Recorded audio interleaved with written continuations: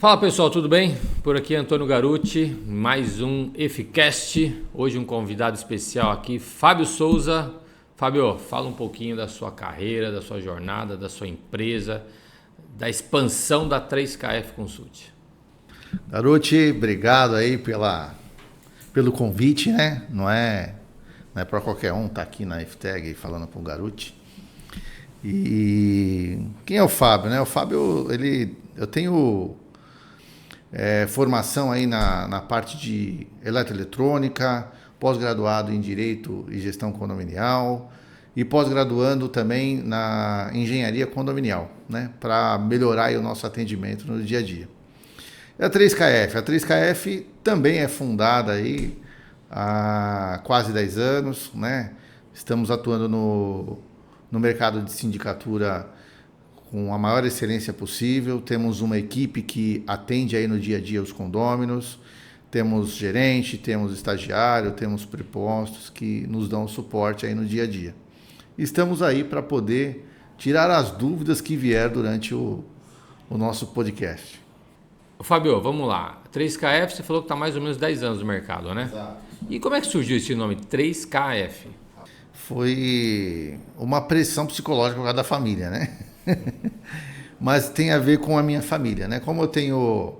A minha esposa chama Karina, meu filho Cauã, meu filho Kevin, foi 3K. E sobrou minha por esposa último, né, o Fábio, que é o 3KF. Consult de consultoria, né? Que a gente presta bastante consultoria para os empreendimentos. Então podemos falar que a 3KF é uma empresa familiar. E eu só trabalho no dia. Explica o negócio do workshop. O nosso relacionamento é um relacionamento workshop. Você sabe o que significa workshop, garoto? Não, explica para nós. Eu imagino, mas eu quero que você explique. Eu acho que isso vai pegar, viu? Workshop, work de trabalho. Quem trabalha sou eu. E shopping é a minha esposa que vai fazer o shopping. Então é um relacionamento workshop. Mas vamos lá, vamos agora para a parte técnica. Eu te conheço há um tempinho já e eu sei de algumas dores, mas eu quero que você, como síndico, né, que sofre aí na pele, eu sofro uma parte, mas do outro lado, talvez seja até um pouco parecido, mas essa questão de gestor, grupo de trabalho, conselheiro que acha que é síndico, né, morador que acha que é dono. Qual a maior dor de um síndico profissional? Estava até falando aí nos bastidores, né? São tantas dores que é difícil de sinalizar, mas o que você mencionou aí, eu acho que pega bastante, né? Eu acho que a questão do conselho no condomínio é um fator importante também, porque se o conselho não tem uma integração com o síndico, gera ruído com os moradores. Gerando ruído com os moradores, gera um monte de indagação, um monte de problema que é difícil de contornar. Então, essa integração do conselho, alinhar as expectativas do conselho é algo também desafiador. É uma dor, uma das dores, né? Nós temos outras inúmeras dores, como, por exemplo, a prestação de serviço, né? A gente tem muito turnover, muita empresa que fala que vai entregar e não entrega. E nós ficamos aí o dia todo, né? Que é exatamente isso. Eu estou aqui, mas tem mensagem chegando de problemas de segurança, de manutenção e outros inúmeros problemas que impactam aí no nosso dia a dia, né? Agora, receber a ligação do morador nervoso por algum serviço não entregue, isso também deixa a gente muito desconfortável, né? Vamos tentar trazer alguma coisa palpável. Conta um case assim que você acha que te tirou o sono. Se você, isso aqui, eu vou desistir de ser síndico. Eu costumo falar nos condomínios que um dos maiores problemas do condomínio é deixar faltar água para o condomínio. Faltou água no condomínio, o telefone do síndico não para. E, assim, pois talvez a gente fale aí um pouco em relação à tecnologia para fazer um monitoramento disso. Tem um condomínio que eu administro que ele é fora da curva em relação à questão de gestão de caixa d'água. E eu tive uma situação de que 3 vezes na semana faltou água nesse condomínio, por uma infraestrutura original do prédio, tal, mas que não tem a mesma característica dos outros prédios. É uma caixa d'água central e uma caixa d'água em cada torre. Lá não existe uma caixa d'água na torre. Então, tudo que acontece lá reflete diretamente no condômino. Então, tirou o sono. Por quê, garoto? Porque de madrugada eu ficava ligando para a segurança para ver se estava enchendo a caixa ou não. E eu queria... O morador chega em casa, ele quer ter a água dele, né? Ele quer sair para trabalhar, ele também precisa da água. Então, isso tirou o sono e faz a gente repensar um pouco de vez em quando, né? Alguns problemas, né? Você falou um negócio que eu achei legal, cara. Porque assim, a gente fala muito de tecnologia. Aí você achou uma solução emergencial, temporária, que também funciona. Que alguém lá olhar. Porque hoje o pessoal, você fala de software, e se você tirar o software, ele não sabe mais fazer nada. Né? Se parar e se não tiver internet, não tem mais controle de acesso. Se a cancela não abrir, o cara já não sabe o que fazer. Então, eu sou a favor de tecnologia. Só que inovação não é só tecnologia. Você inovou numa situação que você... Cara, a gente já teve alguns problemas em um prédio corporativo que foi parecido. Fica monitorando aquele andar. Olha esses splinkers aí para ver se ele não vai pingar. Então, assim, tem a tecnologia, mas tem o ser humano, que sem o ser humano também não vai resolver nada, né? Então, são soluções caseiras, muitas vezes, mas que traz um resultado e traz segurança para todo mundo, né? Tem um plantão, tem uma escala 24 horas, põe esse cara para olhar lá. Pode ser até uma contingência, né? O sistema está funcionando, mas está em teste, então coloca alguém lá para olhar. E aí nós falamos da área residencial, né? Eu sei que você tem gestão corporativa e residencial. Fala um pouquinho da diferença de cada uma. Não vou falar de preferência, porque eu também tenho as minhas preferências, mas nem sempre a gente consegue, né, seguir as preferências, tem outras questões envolvidas. Mas eu queria que o pessoal entendesse um pouquinho da gestão. Os prédios, a gente sabe que as estruturas são maiores, mas assim, gestão é muito diferente? Com certeza, muito diferente. Eu não falei aqui no começo, mas eu também trabalhei numa das maiores gerenciadoras aí de condomínios, né? E que administra somente empreendimentos corporativos, né? E o que acontece? Eu tenho na minha carteira residenciais, comerciais e também centro logístico. O centro logístico pode ser considerado também como um corporativo porque ele tem a mesma estrutura. E o que acontece? Os prédios corporativos eles já têm uma característica de ter uma estrutura para poder atender às necessidades do prédio. O que é isso? Tem lá um gerente, você tem lá um supervisor de manutenção, analista de infraestrutura, analista financeiro, você tem pessoas para poder administrar isso. Um prédio que tem um movimento grande. Só que, por curiosidade, as pessoas às vezes acham que o empreendimento residencial não tem essa mesma dinâmica. E tem. E, aliás, eu vou além, né? É maior ainda do que o empreendimento comercial. E você não tem, e aí qual que é o agravante? Você não tem a estrutura no residencial que você tem num comercial. E aí fica tudo nas costas do síndico, né? Porque a maioria dos empreendimentos tem lá um zelador, o zelador também tem suas limitações, né? O condomínio fica refém muito do síndico, eu acho que essa é uma grande diferença. Então, os empreendimentos comerciais, corporativos, eles têm mais estrutura para poder tocar o dia a dia. E os empreendimentos residenciais, não. Até por uma questão de custo, né? As pessoas não querem, isso é a residência das pessoas. E você tem muito contato com o morador. Ao contrário do comercial. Normalmente você tem um facilities ali que faz essa ponte, né? É profissional, tem prazo. No residencial é muita emoção, né? E a gente tem que entender isso, que o morador está ali com a família dele e quer ser bem tratado. Então, essa é a diferença muito grande, a questão da estrutura e da demanda. Apesar das demandas serem semelhantes ou até maiores no residencial, você tem pouca estrutura para poder atender essas necessidades. O que você falou agora já me deu duas preocupações, né, aqui, né? E soluções também, né? O que eu vejo? Eu vejo que o morador, vamos falar do residencial, ele confunde um pouco a função do síndico, né? Ele acha que o síndico é operacional, né? Que ele tem que atender, que ele tem que executar, que ele tem que acompanhar. E eu vejo o síndico como um cargo administrativo, pô. Ele não pode executar. Você concorda com isso? Aliás, assim, né, é um dos grandes problemas que a gente tem no mercado residencial. Tem muitos síndicos que acabam executando, ou por ser morador, ou por ter poucos contratos, seja lá o que for. Ele acaba executando atividades que ele não pode executar. Então, cita uma aí. Vi síndico corrigindo calçada, ou trocando lâmpada dentro do condomínio.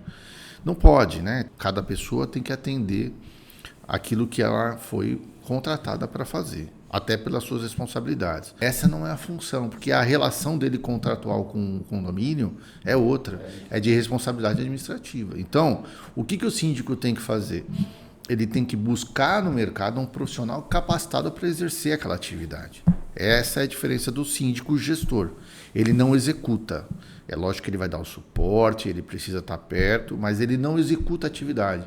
Porque se ele fizer isso e tiver algum problema, ele mesmo vai responder pelos atos errados dele. E também tem aquela questão, tem um grande desafio, viu, garotinho, quando você assume um prédio que é um síndico morador, não estou dizendo na sua totalidade, mas às vezes acontece isso, do síndico estar mais presente. Esse mais presente, eles confundem que o síndico profissional, ele não vai dar a atenção que precisa ser dada. Justamente nessas questões dessas manutenções e correções.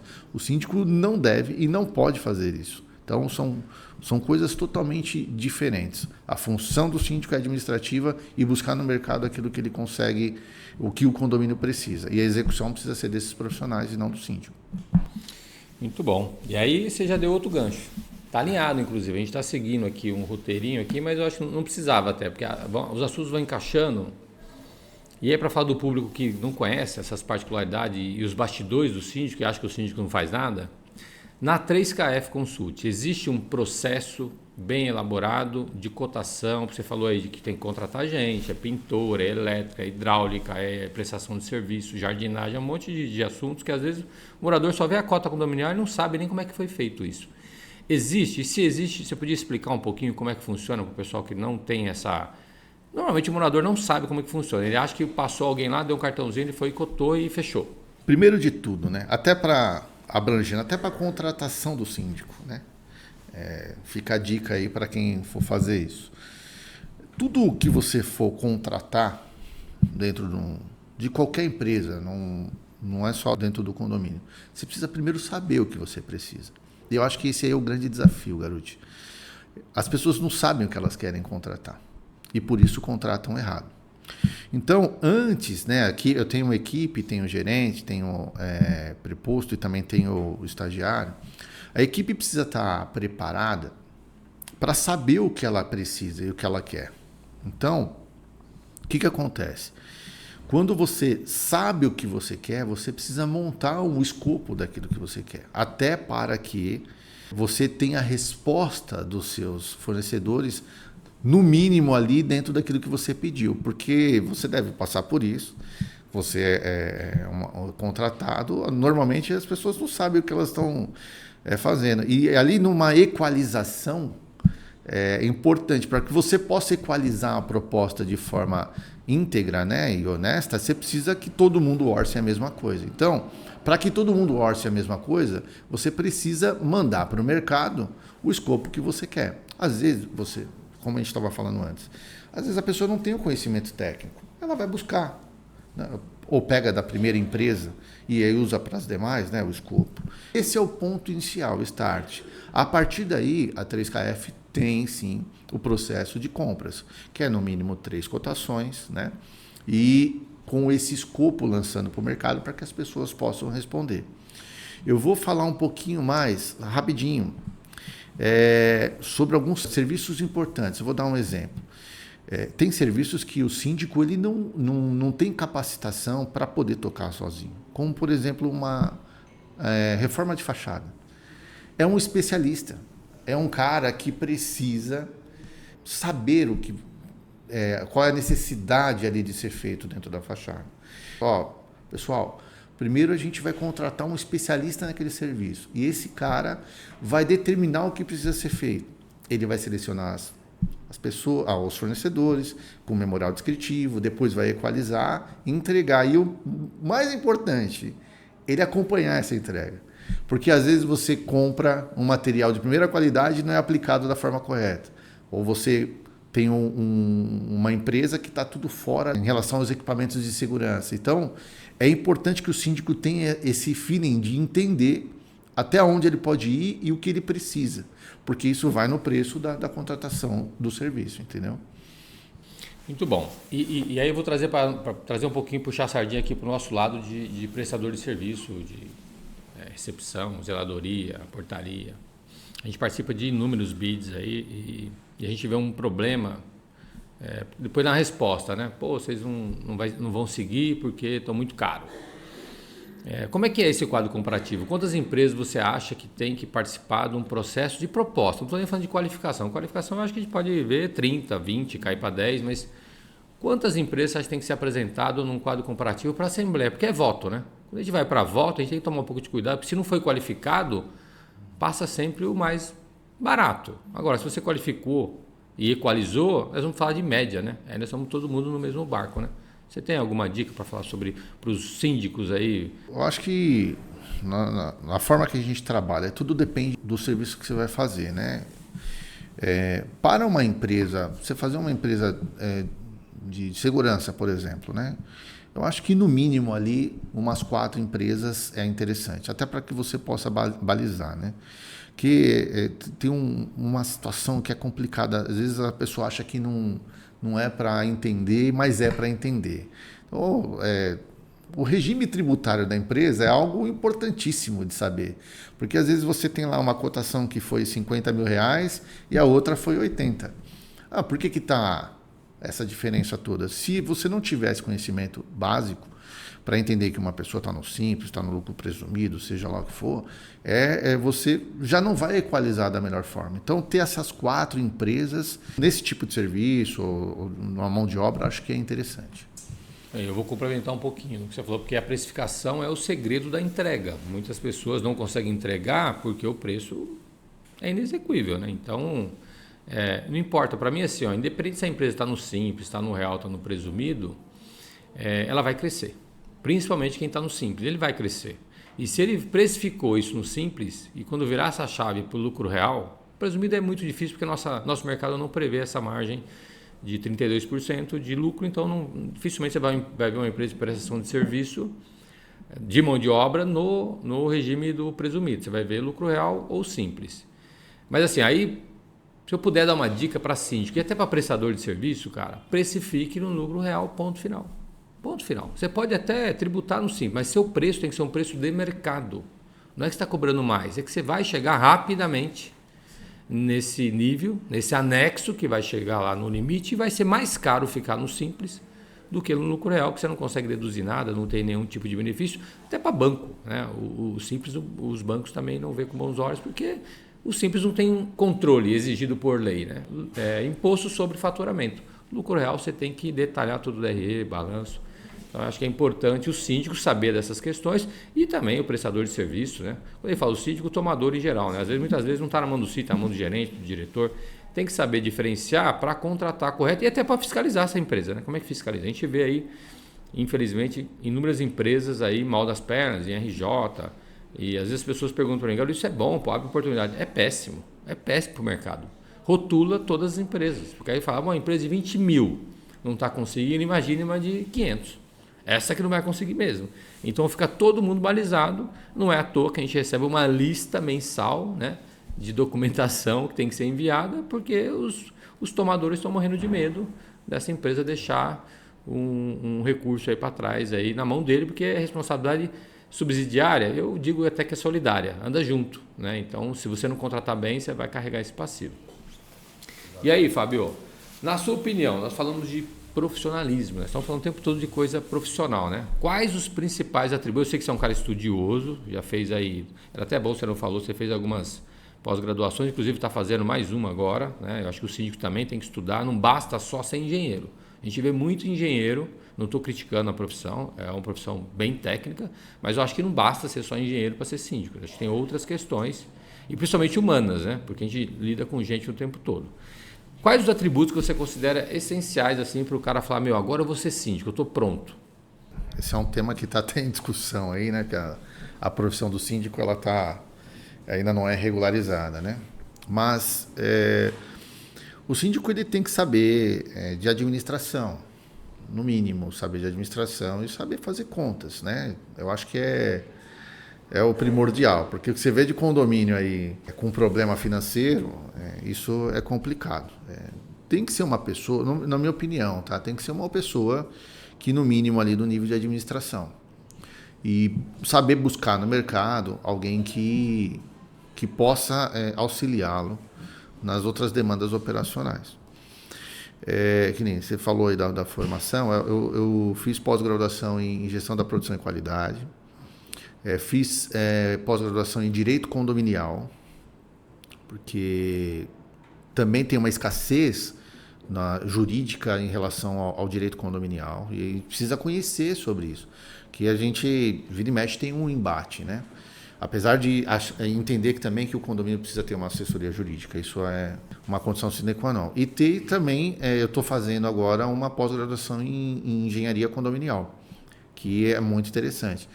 Isso é aberto para o público em geral, né? Não necessariamente você precisa ser engenheiro para fazer isso. Então é interessante o síndico buscar melhorar aquilo que ele não conhece. Então, o síndico pode ser um engenheiro, pode ser um advogado, um administrador. O importante dele é que ele busque, né, no mercado aquilo que complemente ao conhecimento que ele não tem. Se ele entender a limitação, ele consegue trazer os parceiros, né, para desenvolver as áreas que ele não é especialista, porque ele não vai ser especialista em tudo. Senão a gente fica com aquela síndrome do pato, né? Não anda, não voa e não nada. Faz tudo mais ou menos, né? Que é o que a gente vê a maioria da gestão em geral. A gente vê o cara querendo fazer tudo. Você deu um exemplo do síndico que quer arrumar o portão.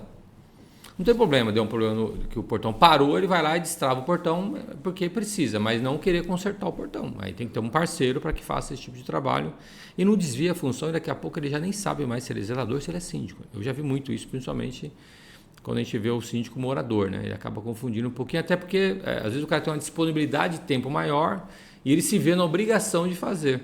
Aí quando alguém cobra, aí ele não quer fazer ou não fez porque não teve tempo, aí começa o estresse, porque ele já ensinou mal os condôminos, né? Mas coça, viu? Para quem vem da área técnica, coça. Às vezes você tá com um problema ali que dá para resolver rápido e você, até chegar ao fornecedor, você fala assim, não, eu vou ali, vou trocar um disjuntor, vou fazer isso, mas precisa pensar. Não pode fazer, você tem um risco muito grande. E assim, a boa observação, às vezes o síndico morador, ele consegue fazer uma gestão muito boa. A gente não pode tirar esse fator também no condomínio. Às vezes o síndico morador ele tem ali conhecimento técnico para poder tocar. Depende de cada condomínio, da demanda. Então, é importante você não ceder a essas situações corriqueiras do dia a dia para poder fazer algo errado e desvincular a função do síndico para um zelador, né? Nós estamos dando ênfase aqui no síndico profissional, mas, claro, tem muito síndico profissional que foi síndico morador, né? Desempenhou um bom papel e resolveu atuar na área, né? Nós temos aqui na empresa vários casos e realmente você falou um negócio, eles têm uma gestão muito boa. A diferença é, buscou ou não buscou informação? Não estou falando nem de acadêmica, às vezes o cara busca aí no YouTube, nos parceiros corretos, que os parceiros ajudam, né? A sindicatura andar um pouco melhor. E nós falamos de tecnologia, né? E o que a 3KF tem hoje de inovação, de diferente das outras empresas de sindicatura? Tá difícil o mercado, né? Você tem que se diferenciar de alguma forma, né? Até por esse viés da minha formação, eu tenho uma questão de estar buscando ali tecnologias no mercado, entendendo o mercado, o que está acontecendo. O que a gente faz, né? Eu até fazendo um comparativo, voltando um pouco naquela questão do comercial para o residencial, e como eu vim da indústria também, tem muitas coisas que estão acontecendo nos prédios hoje que na indústria já acontecia há 15, 20 anos atrás, né? Como software de manutenção. Essa é uma questão importantíssima. Muitos empreendimentos não têm um software de manutenção. E muitos empreendimentos perdem a garantia por causa que não tem a manutenção adequada. Então, você recebe um manual da incorporadora, ela fala qual tipo de manutenção que você fazer, a periodicidade que você tem que fazer de manutenção e você não faz. E o que acontece? Você perde a garantia. Então, essa questão de implementação de software de manutenção é uma condição também, no meu entendimento, obrigatória dentro do prédio. Porque, mesmo que ele seja mais antigo, porque como é que você vai garantir que a manutenção foi feita? Então, a gente vai atrás tem softwares que vão se desenvolvendo cada vez mais. A questão de supervisão do que está acontecendo no campo do condomínio é importante, né? Um monitoramento de uma caixa. Eu estou implementando no condomínio agora um monitoramento de nível de caixa d'água. É uma coisa tão antiga dentro da indústria, né? dos condomínios alguns já têm, mas que precisa ser inovado, porque, como eu já falei, né, o síndico, uma falta de água no condomínio derruba o síndico. Então, se você se preparar e se precaver, não deixar somente numa condição do ser humano, isso faz também com que você melhore a sua gestão. Essas questões dos empreendimentos comerciais, uma BMS, que é o controle de tudo, quando liga, quando desliga a bomba, quando enche, quando não enche a água, uma iluminação para você poder economizar energia, são pontos aí que a gente está buscando todo dia no mercado para poder trazer dentro dos empreendimentos residenciais também, para que eles possam ter essa tecnologia embarcada. Alguns empreendimentos já estão vindo com essa tecnologia, mas tem outros que precisam estar adequados a isso também. Então, como por exemplo, no mês passado nós fizemos uma visita numa empresa de elevadores, porque nós estamos com muito problema de elevadores, né? E as empresas começaram a invadir os espaços de outras empresas, só que não tinham suporte para poder atender a contento. E nós fomos visitar uma empresa e nós vimos que essa empresa está capacitada. Então, ela pega outros equipamentos, ela desenvolveu um processo de laboratório de tecnologia para conseguir pegar outros equipamentos. Pegou técnicos de outras empresas para poder fazer isso. E isso traz uma solução para o empreendimento que está refém dessas empresas. Então, a gente está sempre em busca de novas tecnologias, de novos recursos do mercado para poder atender e melhorar a gestão no dia a dia. Cara, às vezes fica travado nas grandes marcas, né, nas grandes empresas de segurança e facilities e não dá oportunidade para a pequena porque acha que a pequena não vai.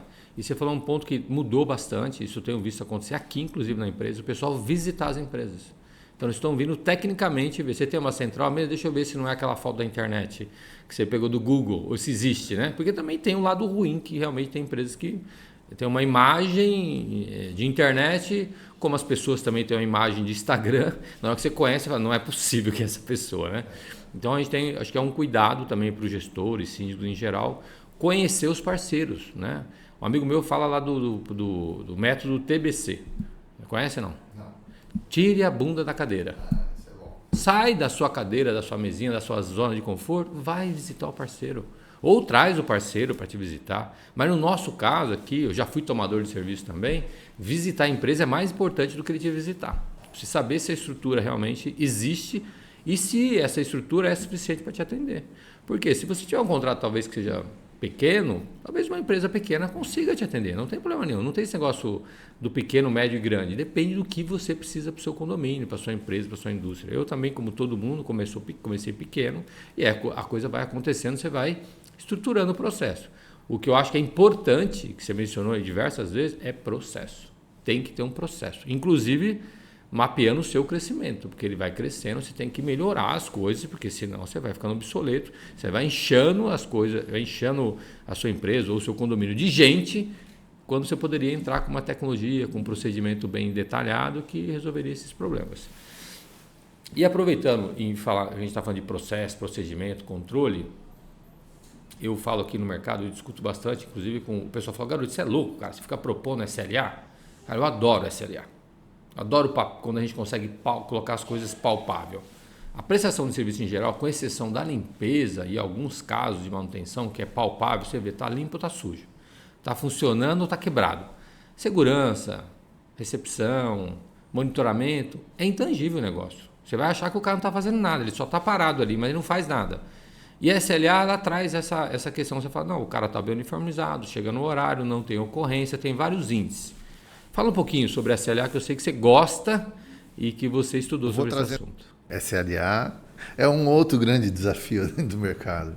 Complementando aquilo que nós falamos. Só um ponto. Explica primeiro o que é SLA, né? Porque tem gente que nem sabe o que é SLA, né? Que é uma sigla que vem americana, né? Que a gente adaptou para o Brasil. Explica um pouquinho.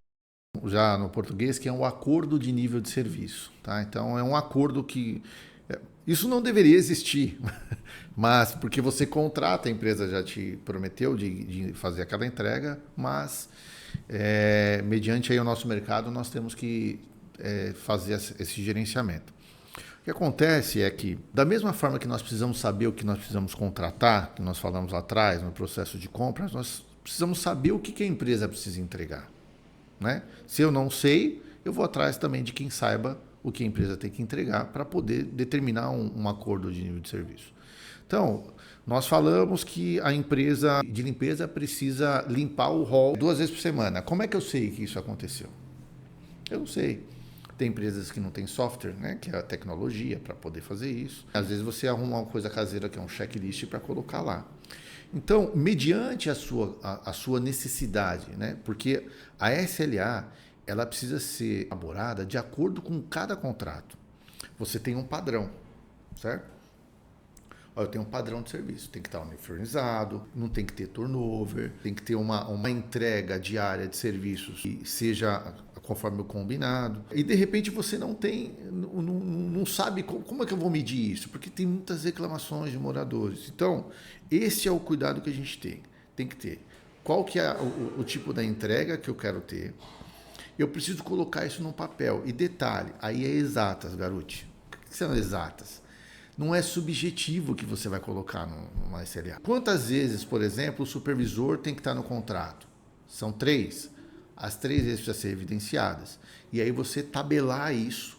Ó, veio, não veio, faltou uma vez. E gerar uma nota em relação a isso. Entendeu? Então, isso é importante. Você saber o que você precisa que seja entregue. Você deixar claro. Você não desenvolve uma SLA sozinho. Você desenvolve essa SLA junto com o seu fornecedor para que ele também entenda o que ele precisa entregar. Que às vezes ele nem sabe o que precisa entregar. Então, a gente faz esse trabalho, né, de ver a necessidade do contrato, determinar os padrões de entrega e monitorar mensalmente esses padrões de entrega. Algumas empresas, isso na indústria e alguns condomínios também, faz o demérito na nota fiscal, né? Eles, o famoso glosar a nota mediante as não entregas. Isso é um acordo que precisa estar anexo ao contrato da prestação de serviço. Você falou um ponto interessante agora, que é a parte financeira do negócio, né? Dependendo do nível, né, dessa glosa, do desconto, pode quebrar uma empresa.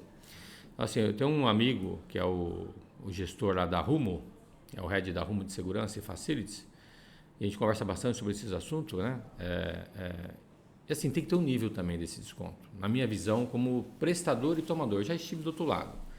Cara, o nosso ramo, quando tá bom, principalmente agora com essa dificuldade de contratação, turnover e tal, vai sobrar aí no final 5% de resultado. 5%. Se esse contrato for glosado mais de 5%, essa empresa não vai se sustentar por muito tempo. Em breve ela vai quebrar. Porque nenhuma empresa também, ela faz, eu imagino, né, que faça de propósito. Né? Não vou contratar tempo, não vou fazer a cobertura, o uniforme não vou trocar. Algum problema aconteceu no meio do caminho. Você não acha que tem que também ter um meio termo, assim, que tem que ser um acordo? Claro que o acordo tem que ser entre as partes, não dá para você aceitar qualquer coisa. Mas às vezes, principalmente administradoras grandes, ela não quer nem saber, enfia o SLA goela abaixo, não consegue discutir, porque o ideal é que isso seja discutido aqui, como nós estamos conversando, chegar num meio termo e chegar numa porcentagem que também não vai inviabilizar esse contrato. Por isso que se fala que é um acordo de nível de serviço. Eu acho que essa transparência que você trouxe agora precisa ser levada na mesa com o seu cliente. E o seu cliente precisa entender. Primeiro, ele precisa entender como que funciona o mercado. Né? Hoje a gente vive no dia a dia ali a segurança. O turnover é enorme. Né? Então, se você não entender que haverá falhas e a forma com que a empresa trata essas falhas é um diferencial, você não vai conseguir ficar com nenhum fornecedor. E existe ali sempre uma cláusula no contrato, né, entre as partes, do equilíbrio financeiro. Se eventualmente não tem o equilíbrio financeiro, você vai ter que ir no mercado de novo. Isso é um problema sério, porque a empresa não vai ficar lá pagando para trabalhar. Né? Então, essa questão de sentar e trazer a franqueza da área e determinar isso junto com a administração é muito importante. Mas, lembrando, é um acordo. As duas partes precisam estar inclinadas a ter um acordo, senão vai ter um problema. Uma coisa que a gente faz aqui, eu sugiro que as empresas façam, é indicadores de turnover, cara. De absenteísmo, de contratação, de localidade, senão você não consegue medir. Quando a gente fala de segurança, é que segurança hoje é um leque muito grande. Quando a gente vou falar da profissão do segurança, que é o vigilante. O vigilante, o turnover é baixíssimo. O meu não chega a 2% aqui, não chega. Agora, quando você vai para a portaria, para a limpeza, que aí são salários menores e não requer tanta qualificação assim, normalmente eles aprendem na empresa contratada ou tem algum curso de 1 dia, 2 dias, então é muito pouco. E aí, nós temos um método aqui, Fábio, de qualificar de alguma forma, mas qualificar financeiramente também, né? Não adianta também propósito sem comida na mesa. Você entende que é uma boa estratégia, e assim, como gestor, as empresas oferecerem um diferencial? Vem aquele escopo padrão. Você manda lá abrir o bid, escopo padrão. E aí a empresa XPTO entra com um projeto de qualificação financeira mesmo. Ó, aqui é um local de difícil acesso, o turnover aqui a gente já estudou é muito alto, o índice é muito alto. Jundiaí, por exemplo, é um turnover altíssimo. É o turnover mais alto que eu vi até hoje. Eu trabalhei lá em alguns contratos e, cara, foi uma experiência ruim. Claro que abriu os olhos também, a gente começa a entender melhor e aí eu comecei a pesquisar e trabalhar com indicadores sobre algumas funções nessa região. Você entende que é uma estratégia importante a gente começar a pensar um pouco em remunerar essas pessoas que ganham, por exemplo, um auxiliar serviços gerais ganha R$ 1.590 bruto. Bruto, cara. E ele sai da casa dele aí, sei lá, 30, 40 quilômetros de distância, pegando 2, 3 conduções, para trabalhar normalmente em grandes centros de alto luxo, vendo as coisas acontecerem, carros de 1 milhão, pessoal almoçando em restaurante de alto nível. Não está na hora da gente começar a pensar em fazer alguma coisa, e aí não tem jeito, tem que fazer a 4 mãos, porque é precificação. Para melhorar isso e sair um pouquinho de convenção coletiva? Eu, como algumas outras coisas que nós falamos aqui, entendo ser essencial, Garoto. Se você quer, se eu como síndico, quero uma entrega diferenciada, eu preciso remunerar melhor os colaboradores. A gente tem um grande desafio, né? Que é o valor da cota condominial. Então, sai ali na vala comum e todo mundo orça o piso da categoria. Mas essa questão de você dar uma cesta básica a mais, dar um cartão, um vale compra a mais por mês, a pessoa ter a condição de ter uma passagem, né, digna de chegar até o empreendimento, é essencial, garoto. Se nós não fizermos isso, nós vamos ter as mesmas entregas que são ruins, né? Isso precisa deixar bem claro. Quando você faz o básico, a sua entrega é ruim. Então você precisa diferenciar. Concordo em gênero, número e grau que nós precisamos ter um reconhecimento para esses colaboradores. Em alguns contratos meus já tem isso, porque é um diferencial para manter os colaboradores. Porque qual que é a intenção como tomador de serviço? Eu entendo que eu tenho que ter uns colaboradores lá no contrato que não queiram sair desse contrato, porque se ele for para outro contrato, ele não vai ter aquilo que ele tem no meu. Então, essa diferença financeira é muito importante. Atrair o colaborador, deixar ele contente e mostrar para ele que no mercado ele não vai achar outra coisa naquela função tão fácil como estando naquele contrato. E aí, eu complementando um pouquinho, para não achar que a gente vai falar sempre de dinheiro, eu já tive algumas dificuldades em contrato, em estabilizar um time, e aí quando a gente aprofundou, tinha um problema de gestão do tomador. E a solução só veio quando a gente sentou com o tomador. E a gente sentou e explicou isso que nós falamos agora. Sabe de onde ele vem? Sabe quanto que ele ganha? Para ficar escutando coisa o dia inteiro no ouvido? Querendo que ele a performance fosse de um CEO de empresa, que ele não pode errar, que ele não pode esquecer de recolher um lixo, que ele não pode, sei lá, derrubar um copo d'água. E a gente sabe que tem tomador que é exigência na lua. Só que ele esquece que é um serviço, cara, que primeiro que está acabando.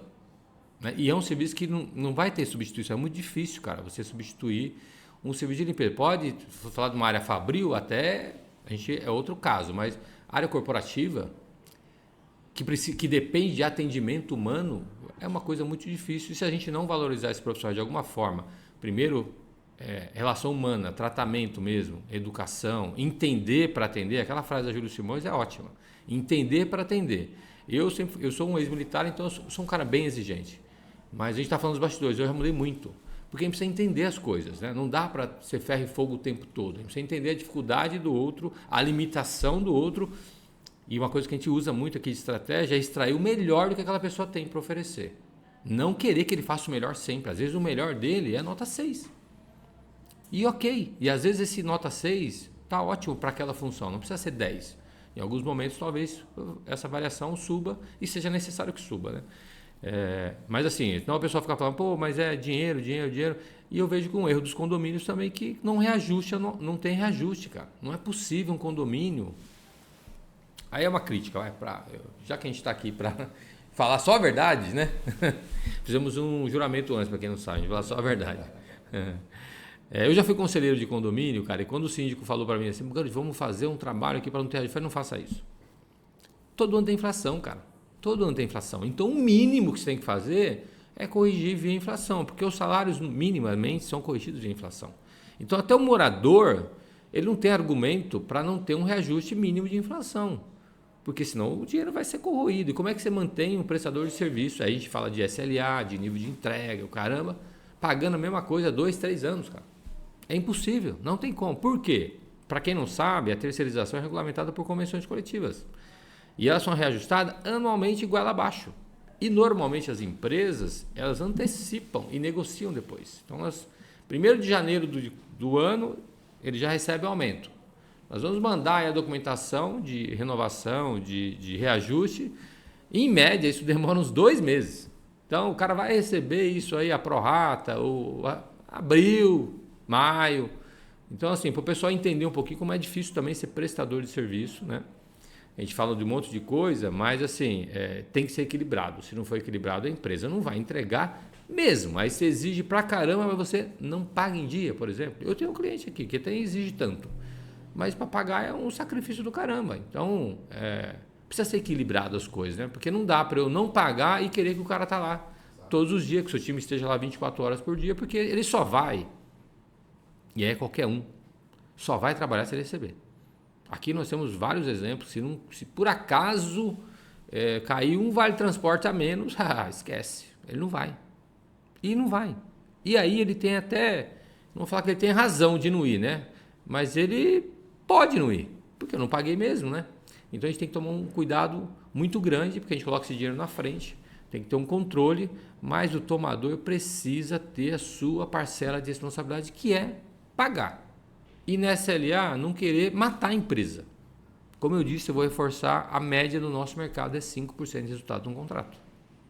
Em média, 23% já fica na nota. O cara fala assim, nossa, cara, mas você está cobrando 23 mil numa portaria? Eu nem recebo 23. Pode tirar 23%. A gente destaca e o cliente retém. É só fazer uma conta. Veja o valor líquido disso, faz vezes número de salário, número de benefício, convênio médico, você vai ver quanto sobra no final. É simples. Não sabe. Então a gente está aqui para isso também, Fábio, para tentar trazer informações e começar a ter acender algumas lâmpadas, uns pontos de interrogação na cabeça do pessoal, começar a pesquisar, não precisa acreditar no que nós estamos falando aqui. Tem Sebrae, tem Cardtech, que é do governo do estado, que tem uma planilha de preço aberta. E aí eu vejo lá o Cardtech, vou dar um exemplo prático aqui para o pessoal entender. Ano passado, um auxiliar de serviços gerais pelo Cardtech, que é um órgão governamental, teria que custar R$ 5.100 para ser execuído. O que eu mais vejo aqui é concorrente vendendo a 4,5, 4,600. Qual que é o milagre? Não tem milagre, né? Então não tem. Então é aquilo que a gente falou, está num regime hoje que está num anexo muito baixo? Tá, hoje. E daqui a um ano? Como é que faz com esse contrato que você já vendeu? Você vai chegar para o cliente e falar assim, agora mudei o regime de tributação, vou ter que gastar mais com o contador, vou pagar mais imposto e eu preciso aumentar.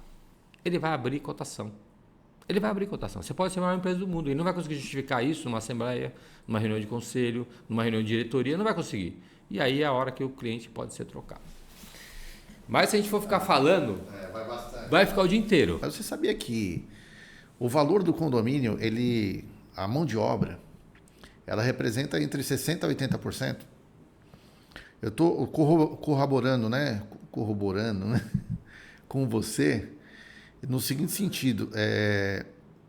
Quando você vai fazer uma apresentação de uma previsão orçamentária dentro do condomínio e você vem lá com o percentual do IPCA, hoje eles estão falando bastante do IPCA, 90% a 80% desse reajuste é equivalente à mão de obra aplicada.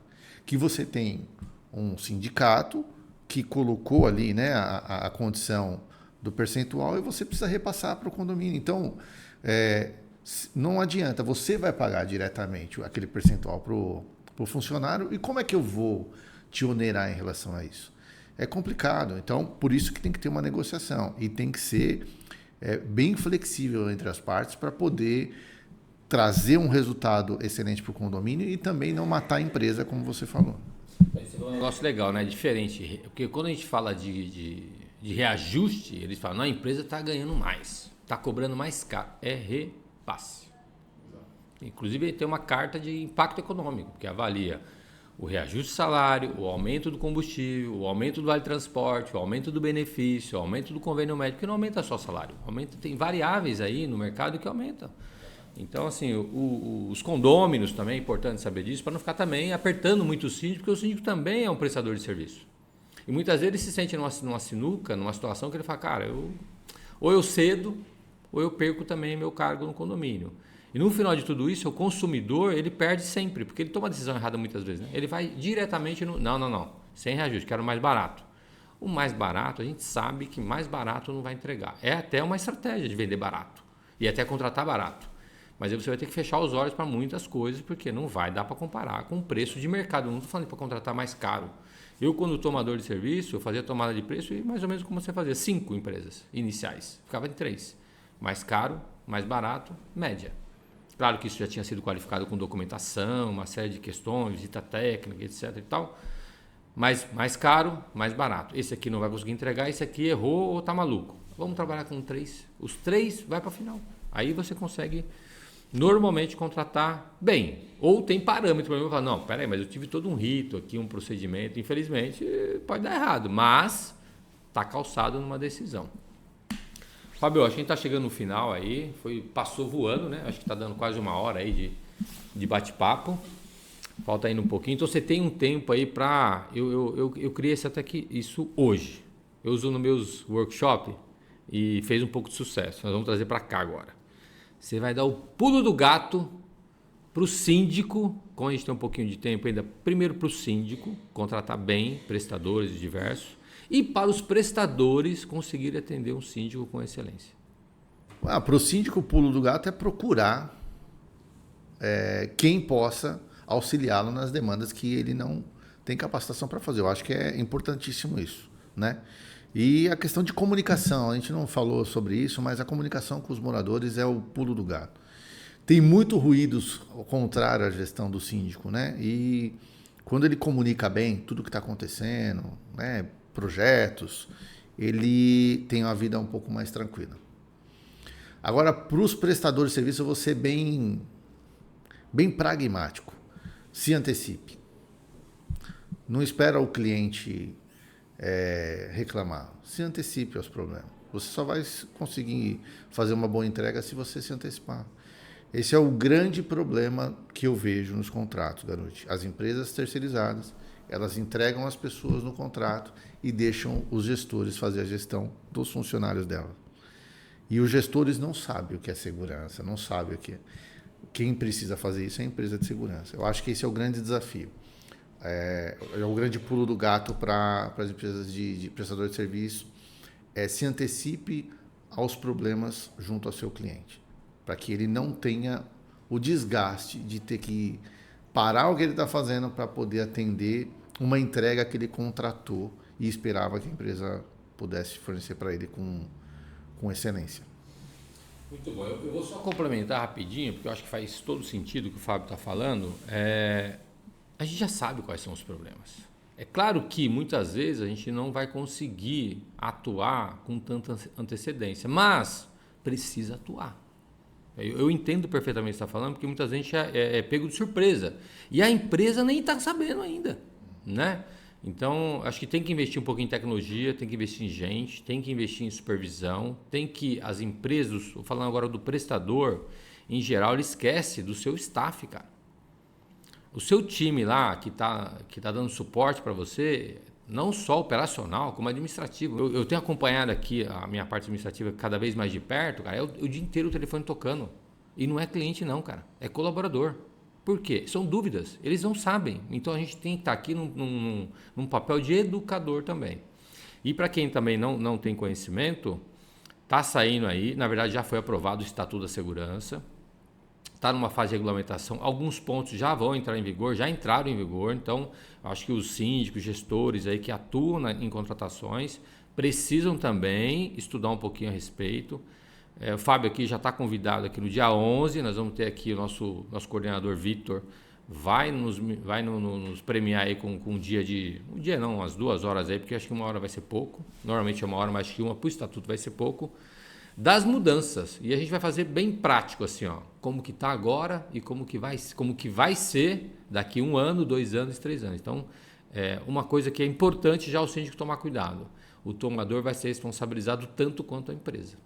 Vai ser responsabilizado em grana. Então vai ter multas para o tomador que contratar, por exemplo, um vigia condutor, que hoje é muito comum, né? Então tem algumas coisas que vamos ter que mudar aí. Fábio, eu agradeço aí a sua participação, o seu tempo, né? Eu sei que é correria. Você até tirou o celular de cima da mesa porque não parava de vibrar. A gente sabe como é que é, mas a gente tem que arrumar tempo, acho que é importante para o mercado, é importante para nós, que nesse bate-papo a gente também aprende. E nos vemos em breve aí com outros temas mais complexos que esse, que eu acho que a gente dá uma molezinha para você hoje. Abraço, pessoal. Até a próxima.